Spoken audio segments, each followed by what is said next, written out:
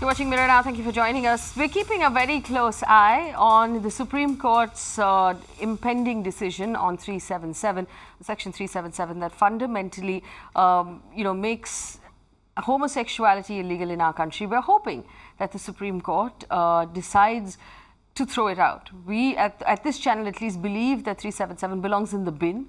It's outdated, it's not fundamentally Indian, and it doesn't belong in our rule book. But I'm joined right now by a very interesting young person. Keshav Suri is the executive director of the Lalit Suri Hospitality Group. He's a very successful businessman. He's a leader in his own community.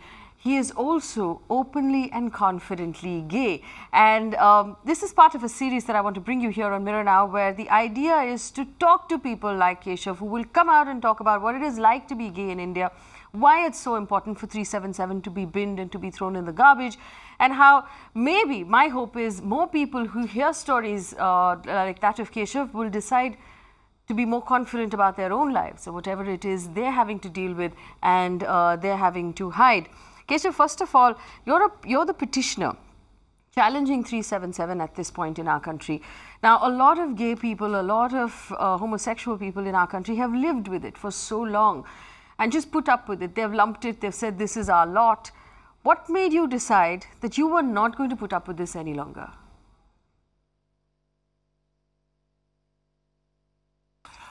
Namaskar, Faye. Thank you for having me. There were a series of events that actually made me decide that I'm not going to put up with it any longer. Starting with the 2013 judgment of the Supreme Court when they reversed the High Court judgment of 2009. And then after that, the Orlando Pulse shooting, which happened in United States, and there were a series of tweets that were sent out by the Indian politicians sending thoughts and prayers, and then there were a whole bunch of people turning around saying, well, it's illegal in your country. The people that have been just shot right now are from the LGBTQ community. And then I was like, you know what, it's high time that I also did not want to be on the sidelines anymore. I got to say that, people before me like Navtej, Mr. Sunil Mehra, Ms. Ritu Dalmia, Aisha, they had already filed their petition, and my petition came right after the privacy judgment was being brought into question. And there, it was pretty much clearly said that the center or the state has no business in the bedroom of anybody, especially in a consenting adult relationship. And I think that was the right time for me to be able to actually voice. Right. Keshav, also talk about what it was like growing up gay in India, in school, in college, and then when you took over at the business. Did you feel the need to hide it, at least in the first few years? Oh, of course. So I grew up in an all-boys school in Delhi called St. Columbus. It was an all-boys Catholic school. And I had my first taste of drag as a very young boy, which is, dressed as a girl.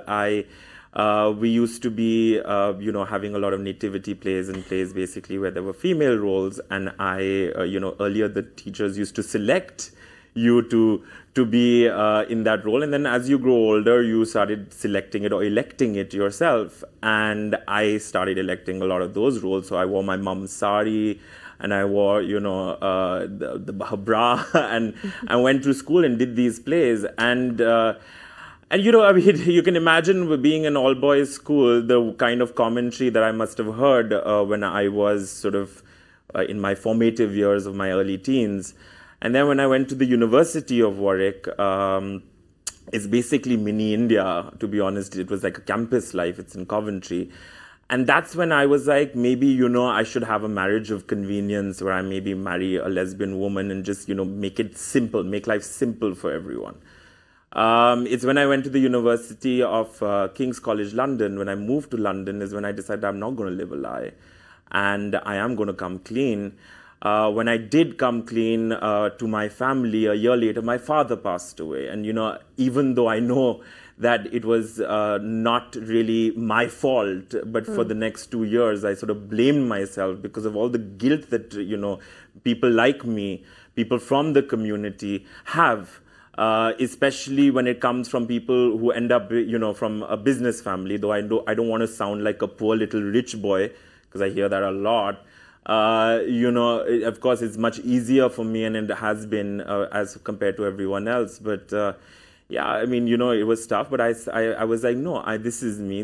Accept me for who I am. And I think it's time for people to change their perception.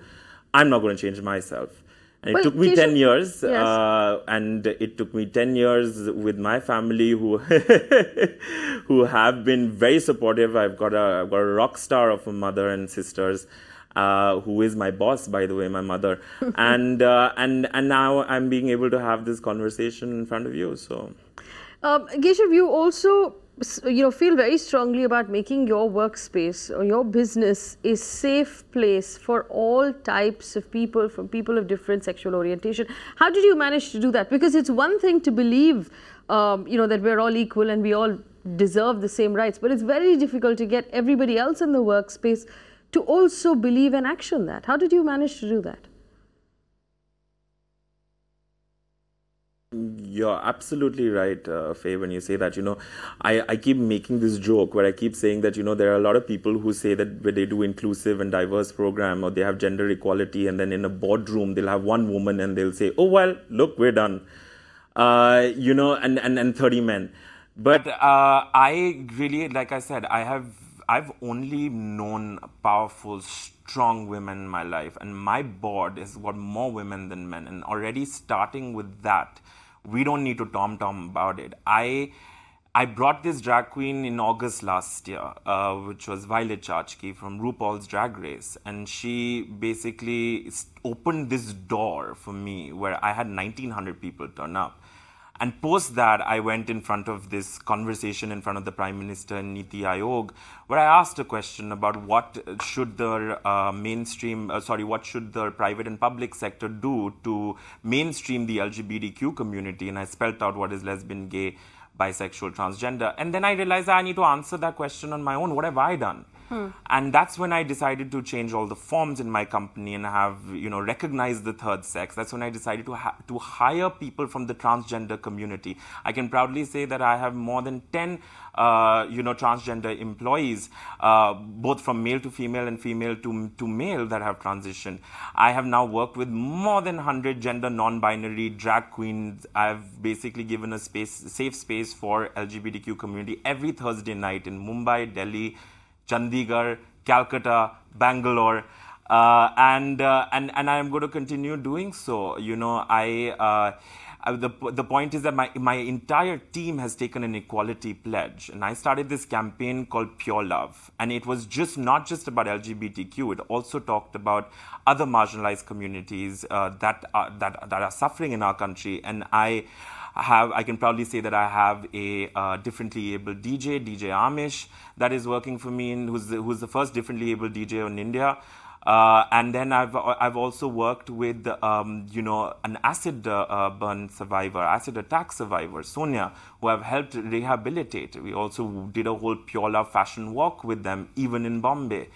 So when I came with this Pure Love, my team was very acceptant of it. And like I said, I've got now a family of 3,500 people that are sort of believing in what I'm doing. Because I was like, what's wrong with us that we need to hide? What's wrong with this community that it should not be given a fighting chance, even in the corporate sphere? Well, that was going to be my next question to you. Part of your petition also pointed out the economic loss to the country of not properly integrating the LGBT community into mainstream. So basically you said because people are hiding who they are, they're not being given jobs, we're actually losing out as a country. Explain that to our audience. Why do you believe we're losing out as a country? Yes. Well, we've lost a lot of people to Canada, I can already say. In fact, I've known of personal examples where people have found it easier to go to Canada and go to countries which have inclusive policies. So there's brain drain. But the other thing is that, the productivity of a person suffers at work when they cannot be their true selves. Therefore, they go into depression. Therefore, they find it easier to go into substance abuse. They're not being able to, they're sort of living a double life. Then they're not integrating when there are lunch breaks. They're not integrating when there are, team activities. And that's a huge loss to us. The other loss is that tourism. We're losing massive amounts of tourism in this country. When the whole world is moving towards equality and marriage equality, we are there, and we know that there have been enough case studies about higher disposable income in the LGBTQ community that we're actually losing on massive amounts of people who are coming from countries where equal rights have been granted. They're not going to come to our country and are not coming to our country. I mean, I myself took so many years for Violet Chachki to convince her to come to India, because I was like, it is a safe place. The Lalit is a safe place, because there's no law that says that you can't say you're gay. You have to be caught in the act. And, it's so, which also, by the way, makes it illegal for a lot of heterosexual people. Yes. Well, so the cost of having draconian homophobic law can cost a GDP. Can cost a GDP from 1.1 to 1.7% of the economy, GDP growth. Well, that's allegedly how much demonetization costed us as well. So I suppose two evils that we might have to fight. But my last question to you is, this is just like one portion of the fight. Allowing same-sex marriages in India, which is currently not allowed. Allowing for the right to adoption, for example. And the government in its response, although vague as it was, did say, you know what, we don't have an opinion on whether or not homosexuality is illegal. But if you are ever going to talk about marriage or adoption, we will have an opinion there.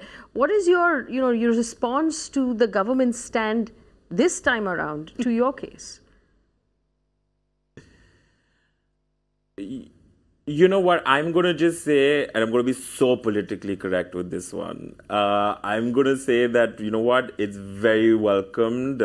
Great, good on you, at least you gave a response. And yes, let's take one battle at a time. Let's get Section 377 out of the way. And then let's move on to the next one. And if you have an opinion, I'm ready for your opinion. All right, one battle at a time. Keshav Suri there of the Lalit Suri Hospitality Group. Keshav, thank you so much for joining us. I wish you good luck with the case that you're fighting right now. And we're all waiting with bated breath for the Supreme Court to give us its judgment in 377. Keshav Suri, proud to be gay. Thank you so much for sharing your story. I'm sure there are a lot of young people, maybe not even young people, a lot of people watching right now who feel far more confident to tell their stories or to just be honest about who they are after hearing Keshav's story.